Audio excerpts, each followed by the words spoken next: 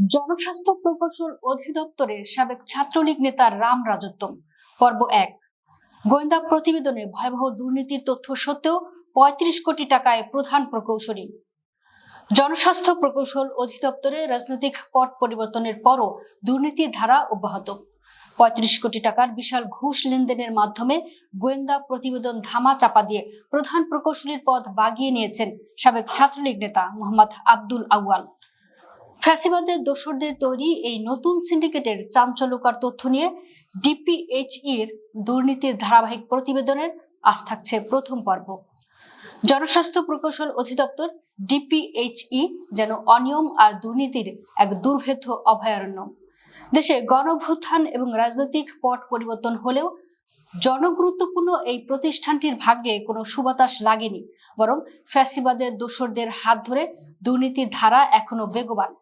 ছাত্রলীগ নেতা পরিচয়ে আওয়ামী লীগের আমলে যারা অত্যন্ত ক্ষমতাবান ছিলেন, লাগামহীন দুর্নীতি অপকর্মে ডুবেছিলেন, এমন কর্মকর্তারাই বর্তমান সরকারের আমলে অধিদপ্তরে নতুন করে সিন্ডিকেট তৈরি করে দুর্নীতি পুরনো ধারা অব্যাহত রেখেছেন। জানিয়ে জনস্বাস্থ্য প্রকৌশল অধিদপ্তরের কর্মকর্তা কর্মচারীদের মধ্যে দেখা দিয়েছে ব্যাপক ক্ষোভ, অসন্তোষ। আর এই দুর্নীতির সিন্ডিকেটের মাস্টার মাইন্ড হলেন অধিদপ্তরের প্রধান প্রকৌশলী মোহাম্মদ আব্দুল আউয়াল। জ্যেষ্ঠতার সকল নিয়ম ভেঙে নজিরবিহীন রকেট গতিতে পদোন্নতি পেয়ে তিনি এখন অধিদপ্তরের সর্বময় ক্ষমতার অধিকারী।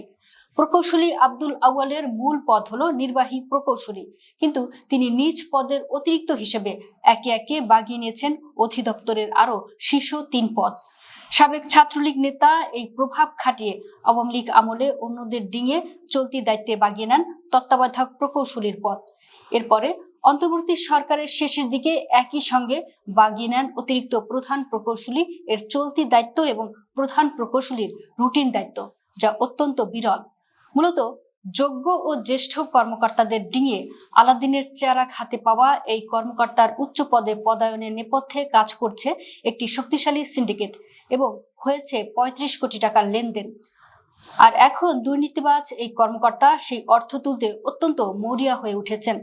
লাগামহীনভাবে চালিয়ে যাচ্ছেন দুর্নীতি লুটপাট। অনুসন্ধানে জানা গেছে, অন্তর্বর্তী সরকারের আমলে তাকে অতিরিক্ত প্রধান প্রকৌশলী এবং প্রধান প্রকৌশলী পদের দায়িত্ব দেওয়ার সময় গোয়েন্দা সংস্থার প্রতিবেদনেরও তোয়াক্কা করা হয়নি।